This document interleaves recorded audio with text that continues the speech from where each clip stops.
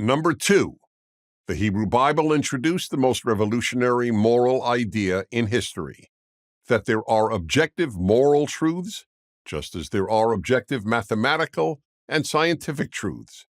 Without God, there is no moral truth, only moral opinions. Wow, there's a lot here, a lot of bullshit.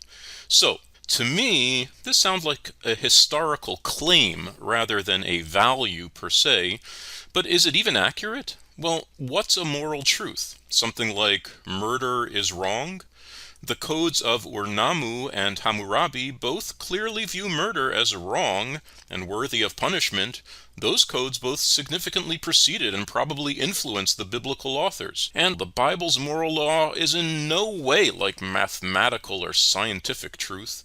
In mathematics, conclusions must be demonstrated by agreed-upon methods of proof, or they remain conjectures.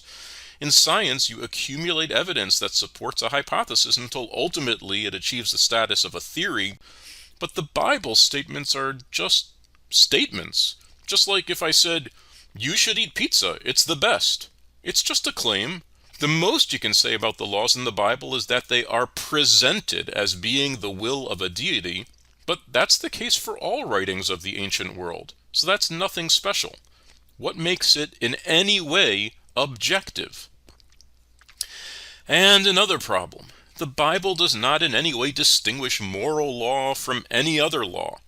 If the injunctions against committing incest are objective truth, then so are the injunctions against violating the Sabbath, against mixing wool and linen, against charging interest, against eating pork, and so on. So is Mr. Prager claiming that every law in the Bible is objective moral truth? That does not seem to me to be something that advocates for Judeo-Christian values believe at all. What is the criteria for something in the Bible to be a moral truth? Jesus in the Gospels berates the rabbis for their misguided practices and erroneous understanding of the Bible, and later Christianity easily dispensed with most of the laws of the Old Testament, preferring to view those as archaic and unnecessary in the era of Christ. What happened to objective truth? Laws that can be abolished at will were obviously never objective truth to begin with.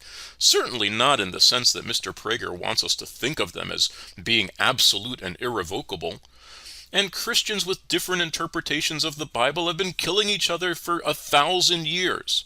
That does not suggest that the Bible guarantees objective truth either, just subjective opinion.